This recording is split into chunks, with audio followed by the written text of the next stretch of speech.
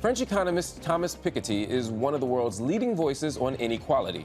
As most indicators continue to show the gap between the rich and the rest getting bigger, Piketty's latest book, A Brief History of Equality, seems to strike a more optimistic note.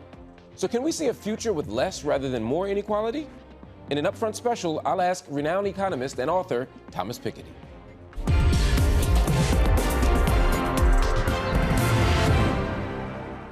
Thomas Piketty, thank you so much for joining us on UpFront.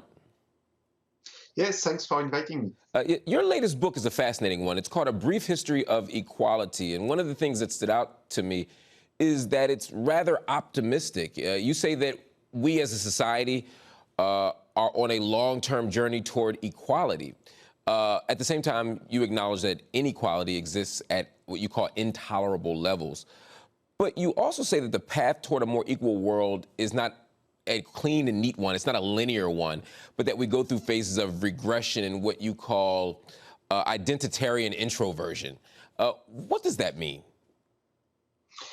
Well, it means that, things are not always as simple as we would like them to be. But I really want to stress, as you said, this optimistic dimension of this book, because, in this book, A Brief History of Equality, first I have tried to be shorter and more accessible than my previous book, Capital in the 21st Century, Capital and Ideology, which are easy to read. It's just that they are very long, and so it takes a lot of time. This one, it's like 250 pages. It can be read in a weekend or so, and I try to synthesize, what we have learned from this, comparative international research program on the evolution of equality and inequality since, the 18th century. And the key conclusion, which I, now try to clarify, maybe was not sufficiently clear in my previous book, is that in the long run, we indeed have a very powerful political movement toward more equality, more equality of income, wealth, education, to some extent gender equality, racial equality. Of course, in all of these dimensions, there is still a lot to do.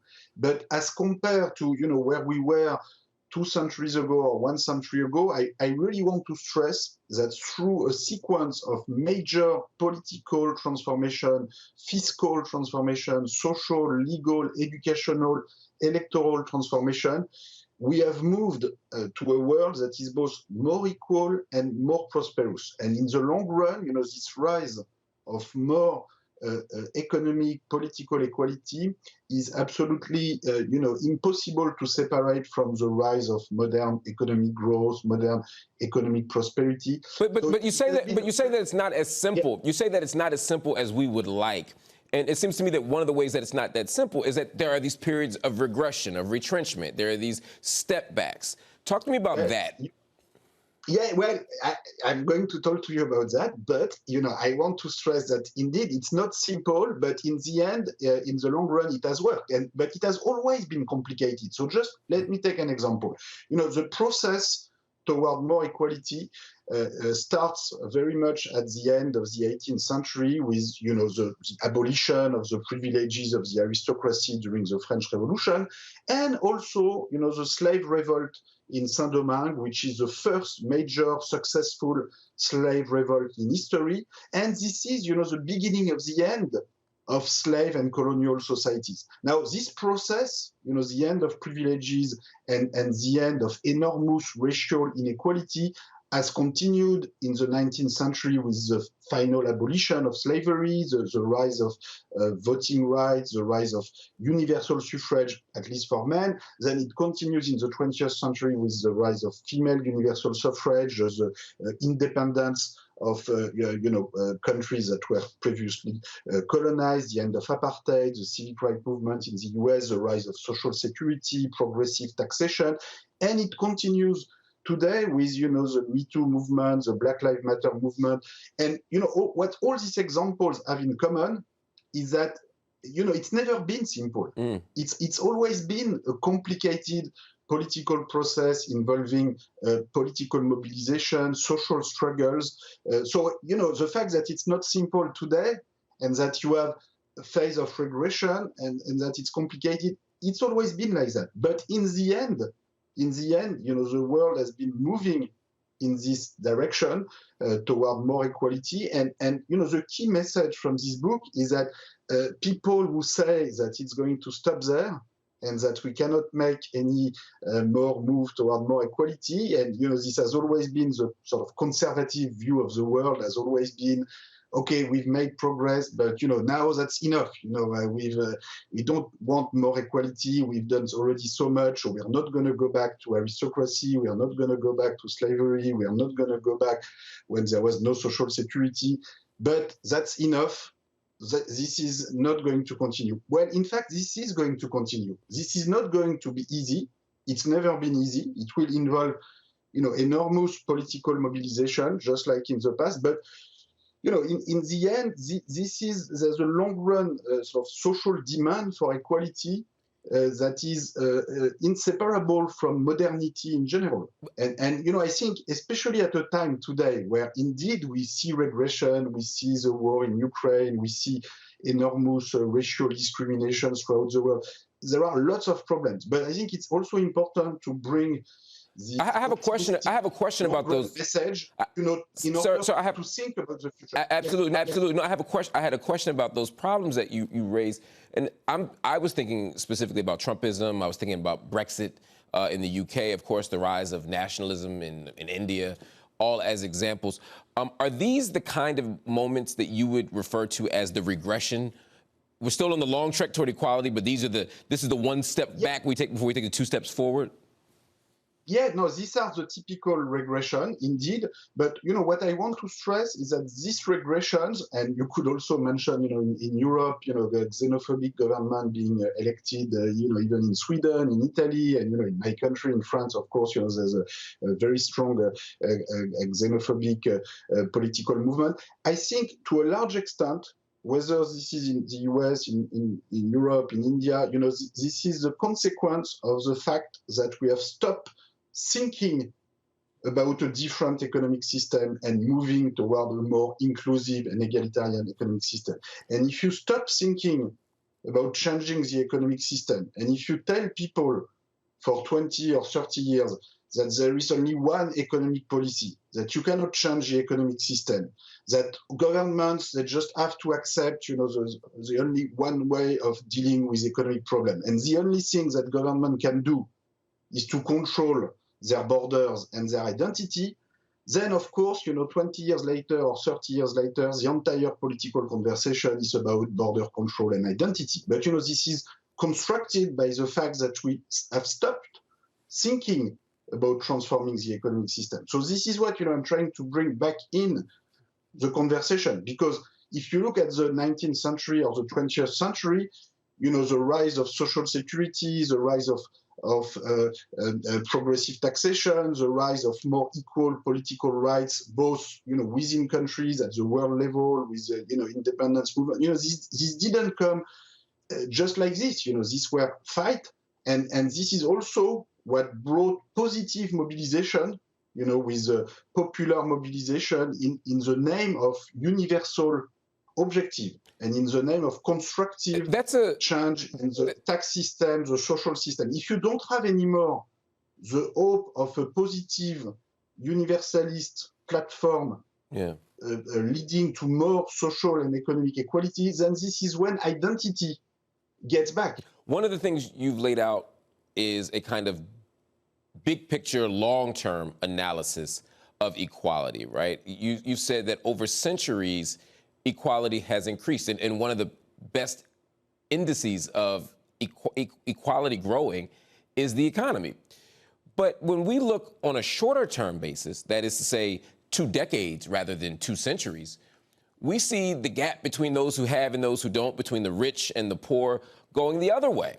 Is there reason to believe that that trend will be reversed? Why would we believe that that trend will be reversed and go along parallel with the rest of history?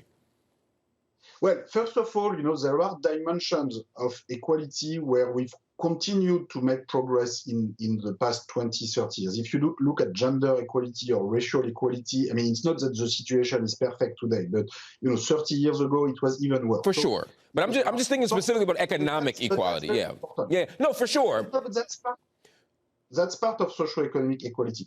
Now, when it comes to monetary equality of income and wealth, I mean, you are right. We have not moved in the what I consider the good direction in recent decades, but still in the long run, we have moved in the right direction. So just let me take some examples. If you think of the conversation we had last year about the minimum tax on corporations at the world level, I think it's not enough.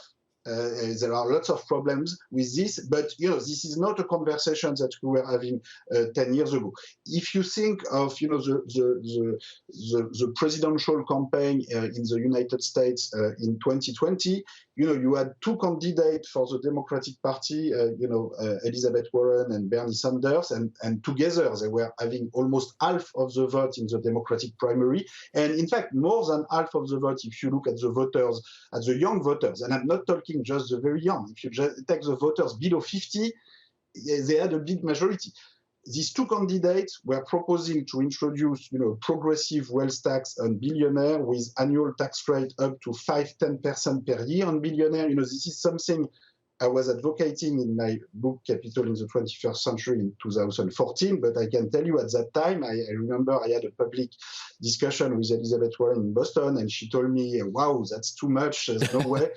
In 2020, she was competing with Bernie about who was going to propose the biggest wealth tax. So, okay, I know they didn't win, it was not implemented, but, I think you can see that the discussion is changing. So at some point, you have to make the richest people pay more tax. There's just no other way. If you look at history, we've seen already situation like this in history. After World War II, we had huge public debt, even bigger than today.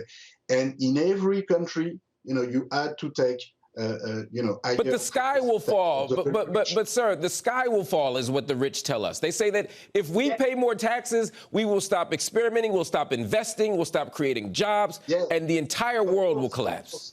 Yeah, of course, but this is already what the aristocrats were saying in France at the time of the revolution, and the sky didn't fall. And this is already what the rich were saying in 1945 or in 1913 when the income tax was created in the United States. The good thing is that we have history and we have research in historical science, social science, economic science, so that we have actually some knowledge, some concrete knowledge about historical experience about of this. And what we've seen in the long run, let me repeat again, is that when we went for more equality, in particular through higher taxation on the rich, in fact, not only the economy did not collapse, but this is what led to even more prosperity. The true source of prosperity is productivity, education. And you don't want just a small elite to be educated. You want the broader part of the population. And this is what made the US an economic leader in the 20th century, as compared, for instance, to Britain, who had a very stratified and unequal educational system for ages. The US was a country with a much more universal education system. So this is factor number one to become rich. Factor number two is actually to limit extreme inequality. So again, let me say, I'm not saying you want complete equality. If I compare, countries over time, I think, maybe you need an income gap of 1 to 10, or, actually, I think 1 to 5 in some cases could be enough. Some people would say 1 to 20, but in any case, 1 to 100, 1 to 200, or the kind of enormous income gaps that we have today, when you compare countries over time, it's just not useful. So the idea that the key to prosperity is to have always more inequality simply does not pass the test of history. And I think, speaking of history, one of the things that you also talk about is how change is often accelerated through these kind of crises, the kind of moments in history that accelerate change. World War I, World War II, etc. Do you think it would take something of that scale, a cataclysm of that nature, to reverse or shrink inequality at this juncture in history? Well, no, I don't think this is necessary. I think what we need mostly is positive political mobilization. What has been successful in history, if I look at the French Revolution, if I look at the transformation of Sweden, which in the early 20th century was one of the most unequal countries in Europe, with an incredibly unequal political system where even corporations had the right to vote in municipal elections to choose their mayor, which is something that even multinational today would not dare asking. Well, this was Sweden, in 1910. And then through positive mobilization, trade union mobilization, Social Democratic Party mobilization. The Social Democratic Party took power in 1932 and put the state capacity of Sweden to the service of a completely different political project, using all this information about income and wealth, not to distribute more voting rights to the wealthy, but to make them pay progressive tax so that you pay for an education system for all, an health system for all, which, is not perfect. We've seen with COVID, but in the end, is better than everything else we had seen before. So, the key to transformation, is collective mobilization through new forms of political parties, political movement. Let's look carefully at history. One of the lessons of the 20th century is what matters is, new political organization with ambitious platform to keep going toward more equality. And number two, the competition, geopolitical competition between models. So, the existence of a communist counter model in the 20th century certainly induced some of the Western elite to accept in the end, after a lot of fight, some transformation in the social fiscal systems that they didn't want to accept before World War I. In the future, I think, the competition with China can play to some extent a similar role. And, I very much hope that Western countries in particular realize that, if they don't offer to the global South a better economic system, and in particular, if they don't share the wealth, if they don't share, fiscal resources. We were referring a minute ago to the discussion about a minimum tax on multinationals. The big problem is that the global South didn't get anything. It was just a game between countries in the South, North, to split the resources between them. Another one of your key arguments is how global inequality is intrinsically linked to colonialism and how there is a collective responsibility in the West and Western European countries in particular to address this past. Have you seen any indications that those in power in countries like France, the United Kingdom, Spain, or Belgium are ready to engage with that past in any kind of meaningful way? I think they will have little choice because, if they don't do it, then, China will gain so much in influence in the South. And that's already what's happening, by financing, infrastructure investment in the South. So if Western countries will have to change their course of action. I think they have started to realize that a little bit. Remember that in principle, in particular in Paris, in the 2015 climate summit in Paris, the countries in the North have promised countries in the South that they will put more money into an adaptation fund in order to adapt to the consequences of climate change, which is largely due to the emissions made by the North over the past two centuries. The problem, of course, as you rightly point out, is that Western countries did not comply with their own promise, and they never have, right? And I think, the next step, and this will be, I think, the next step in the discussion, is that, look, you cannot then tell people in India, in Brazil, oh, don't do business in Russia, don't do business with China, they are bad people, if at the same time you are not proposing anything, because then Western countries look very hypocritical.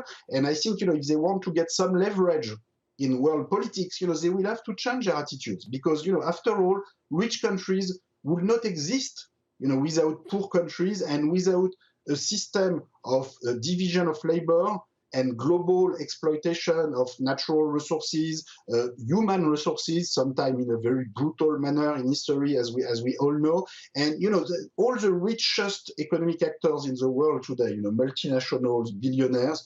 On that point of billionaires, you also talk about electoral democracies being co-opted by the rich, who obviously are opposed to any kind of redistributive economic policy or social policy. Do you view that as the biggest obstacle toward the kind of real fundamental progress that's possible? No, it's a big problem, because I think one day, when we look at what we call today democracy, maybe in 50 years, 100 years, when we look at this, we will say, well, look, okay, there was a little bit of democracy, but, a system where the rich can put so much money into political campaign, into the media, buying media, buying think tanks, buying influence with no limit. It's not real democracy. You could say that real democracy, every citizen should have, the same democratic vouchers to pay for political parties, political campaign, so that everybody has equal influence. And you can really have equal participation. And I think gradually, this is what, we will realize that, that this is what democracy should be. For now, this is not what we have, and this is indeed one of the big problems. But again, this was already the problem, at the time of the French Revolution, at the time, in 1913, when the income tax was created in the United States, and in the end, the political mobilization was stronger than these negative forces. So I really want to stress, it's always been difficult, but it's always, in the end, been feasible to move in the right direction. One of the things that you've helped us think about differently is this idea that rich countries are helping poor countries through aid and public assistance. You say that that idea is somewhat distorted, and that in fact, rich countries are continuing to profit off of poorer countries. Can you explain what you mean by that?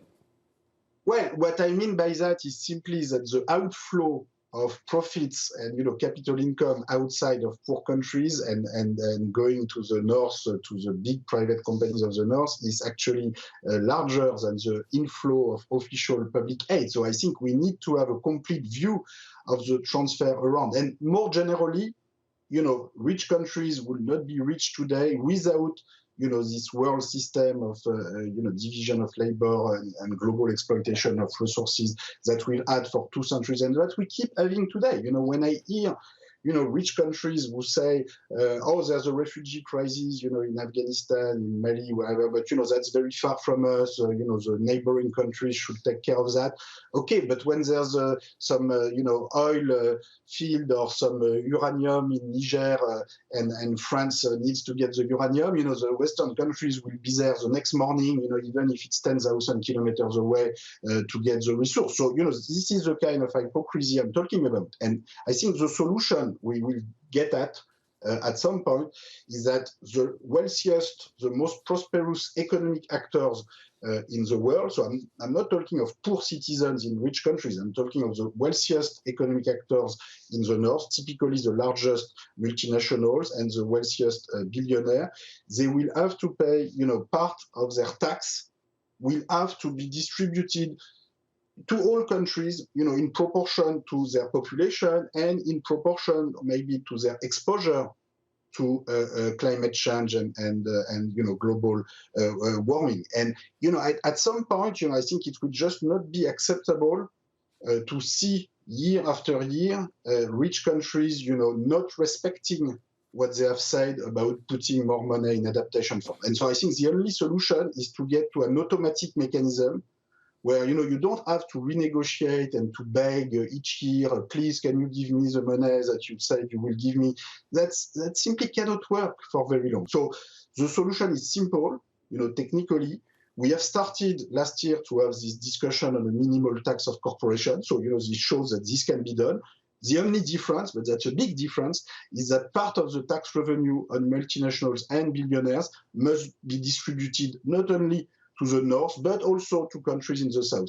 So, it's not, the world has never been as rich. We've never been collectively as rich. So it's just a question of organization and getting better organized so as to, split the wealth, share the wealth in a way that is consistent with our own official principle. Our own collective official principles are equality of opportunity, the right to development, the right to education, the right to health. Okay, but when are we going to make this abstract principle a reality?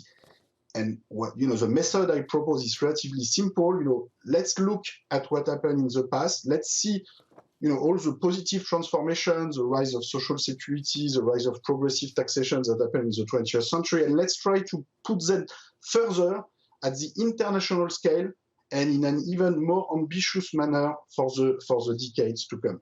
Sir, I must say you are perhaps the most hopeful and optimistic economist that I have ever met, and your analysis is welcomed. I'm grateful for your time here on UpFront. Thank you so much. Thanks a lot.